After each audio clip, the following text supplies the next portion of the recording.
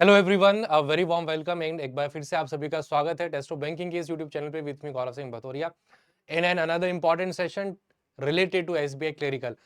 सभी को पता है, हम सभी को that we are eagerly waiting for the notification to be out of both SBI clerical and SBI PO. But कहीं ना कहीं those who are targeting these examination, एक जो सबसे ज्यादा मोटिवेटिंग फैक्टर होता है related to any job profile, that is its salary structure. कि at the end of the month जब आप पूरी जी जान लगा देंगे, मेहनत से काम करेंगे, then at the end of month कितना पैसा, कितना अमाउंट, कितनी सैलरी आपके अकाउंट में क्रेडिट होगी। तो उसी से रिलेटेड लेटेस्ट सैलरी स्लिप हम डिस्कस करेंगे, जो कि आपकी अक्टूबर मंथ की है एंड उनकी ज्वाइनिंग भी उन स्टूडेंट की इसी साल हुई है। सारा डेटा आपको स्क्रीन पे दिखेगा। बात कर रहे हैं हम एसबीआई क्लरिकल की।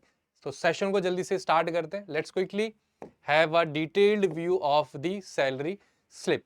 ठीक है, तो यहाँ पे आप देखिए डेट ऑफ ज्वाइनिंग 14/8/2014 है और ये जो पे स्लिप है इसी साल के अक्टूबर मंथ की यहाँ पे आपको दिखाई गई है। ठीक है, तो यहाँ पे आप देखेंगे ग्रॉस सैलरी टोटल 44,800 है। एक बार देख लेते हैं, तो मैं यहाँ लिखता जाता हूँ, I hope it is visible but still I write. तो बेसिक पे आपकी यहाँ पे गिवन है 26,730। Then this is DA DNS allowance, it is 6,168। Then HRA आपको गिवन है 2,862। देन ट्रांसपोर्ट अलाउंस गिवन है 850।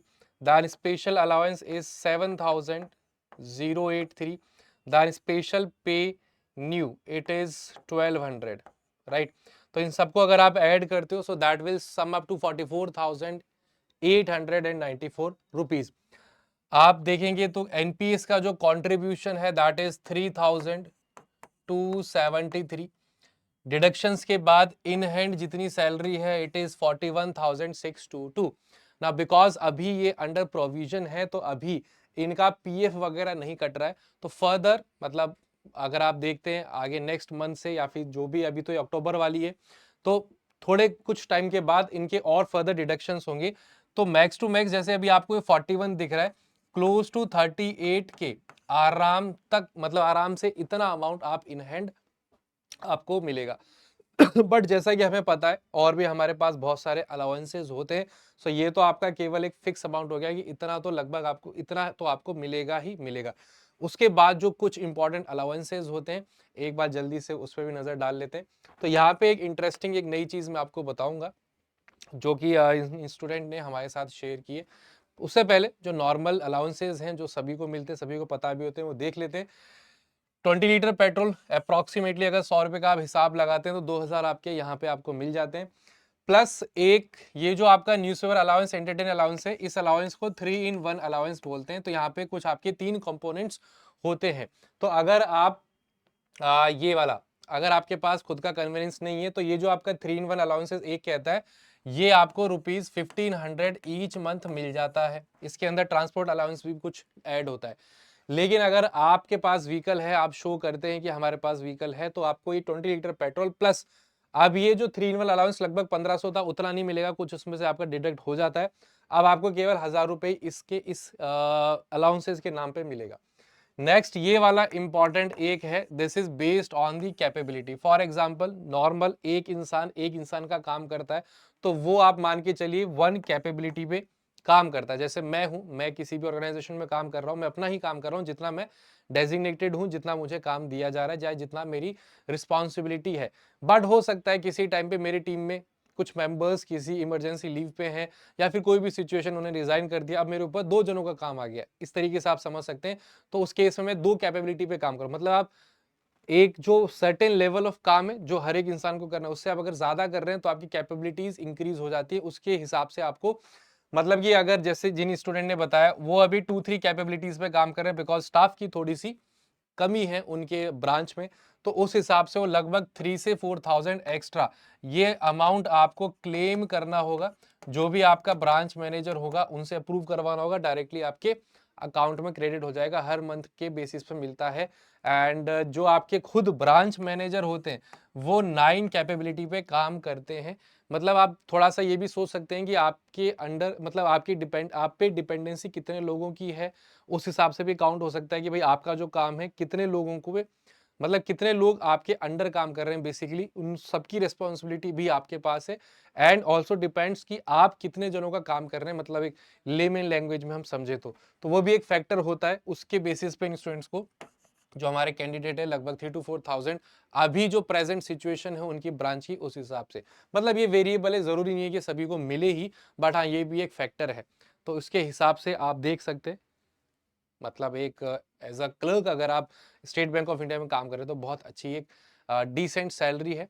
एंड यहाँ पे अगर आप ज्वाइन करते हैं तो आपके पास एक अपॉर्चुनिटी, जो मैं हमेशा बोलता हूं, अगर आप एज अ क्लर्क लगते हैं तो एज अ पीओ, अब या तो आप सेम प्रोफाइल में काम करके 3 साल 4 साल बाद जो आपके प्रमोशंस होते हैं उसका वेट कर लें, या फिर देखो तैयारी तो आपकी ऑलरेडी है, तो with in 1 year, with in next 1 year आराम से आप स्टेट बैंक ऑफ इंडिया का जो पीओ एग्जामिनेशन है उसको क्लियर कर सकते हैं, थोड़ा सा टाइम मैनेज करके, थोड़ा सा उस पे अपनी तैयारी को, मतलब एकदम ही आपको छोड़ नहीं देनी है, टच में रहना है, कुछ नहीं तो करंट अफेयर्स ही सुबह शाम जाते जाते पढ़ते रहो, मोबाइल में जिए अपना स्ट्रॉन्ग करते रहो, बिकॉज वो ही आपका एक गेम चेंजिंग सेक्शन है जब आप मेंस एग्जामिनेशन पे जाते हैं। तो क्यों ना उसी को सबसे पहले तैयार कर लें, बिकॉज हमने एसबीआई क्लरिकल एग्जामिनेशन निकाला तो सब्जेक्ट्स तो हमारे रेडी हैं ही, बस थोड़ा सा पॉलिश करने की, रिवीजन करने की जरूरत है, तो उस पे आप अगला नेक्स्ट टारगेट अपना बना सकते हैं।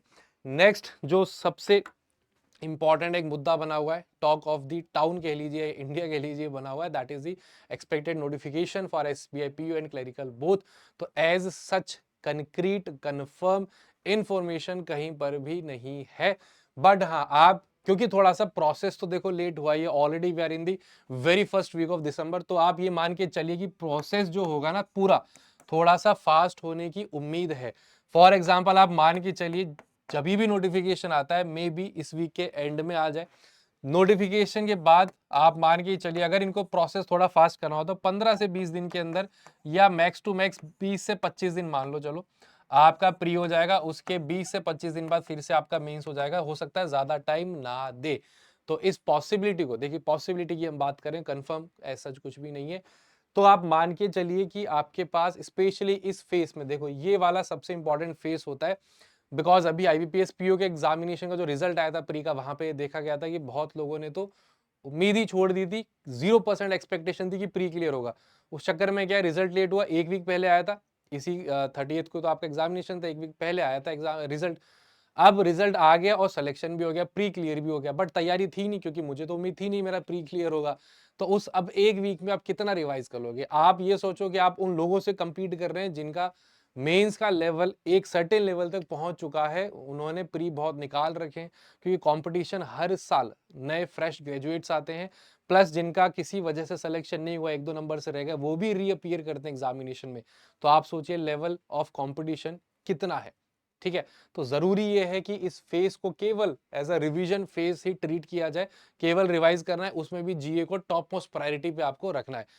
तो उसके लिए जरूरी ये है कि अभी से हम तैयारी में थोड़ा सा मेंस रिलेटेड, जैसे कि आप सिलॉजिज्म अगर पढ़ रहे हैं, तैयार हो गया, प्रैक्टिस कर ली, मॉक टेस्ट दे लिया, sectional mock test, topic mock test हो गया, अब थोड़े से question 10-15 reverse syllogism, coding to coding वाले जो सिलॉजिज्म होते हैं उनको कर लो, डायरेक्शन वाले कर लो, कोडेड भी कर लो, थोड़े सिटिंग अरेंजमेंट पजल करो, एक मॉडरेट उठा लो, 5 सेट अगर आपको प्रैक्टिस करने हैं 4 प्री के तो एक मेंस का उठा लो।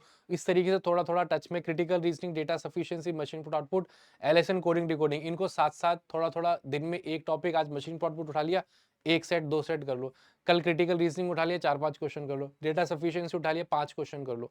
तो पूरे दिन पूरा उस पर मेहनत करने की जरूरत नहीं है, बट हाँ एकदम आउट ऑफ टच जाने की भी जरूरत नहीं है, सो दैट आप इस फेस में अच्छे से रिवाइज कर सके और आप अंडर प्रेशर ना हो कि अब मुझे तैयारी करनी है, मेंस आ गया, अब दिन कम बचे, क्या करें क्या ना करें, ठीक है। तो क्लैरिटी होना, वो अप्रोच, सही अप्रोच होना, स्ट्रेटेजी होना बहुत जरूरी है। कंटिन्यू करते हैं, तो आज का इससे रिलेटेड जो हमारा नया यूट्यूब का शेड्यूल है हम सभी का, उसको आप जरूर एक बार देख लीजिए, बिकॉज प्रैक्टिस जो आप करेंगे, तैयारी जो आप एसबीआई पीओ क्लर्क की कर रहे हैं, तो कहीं ना कहीं हम भी उसी हिसाब से सारे सेशंस डिजाइन किए गए हैं, तो ये भी आपकी काफी हेल्प करेंगे। एक एक सेशन स्पेशली डेडिकेटेड फोकस्ड है आपकी तैयारी को हेल्प करने के लिए। Starting with morning slot, morning slot अगर आप देखते हैं 10, 11, 12 आपका एसबीआई पीओ क्लर्क, विदु सर, विकास सर, हर्षिता मैम। देन शाम को 6, 7, 8 quant English reasoning targeting SBI clerical है। देन रिलेटेड टू रीजनिंग ये मेरे 2 सेशंस हैं 9 PM पे, those will be conducted, right? And similarly general awareness 3 PM by Priya ma'am.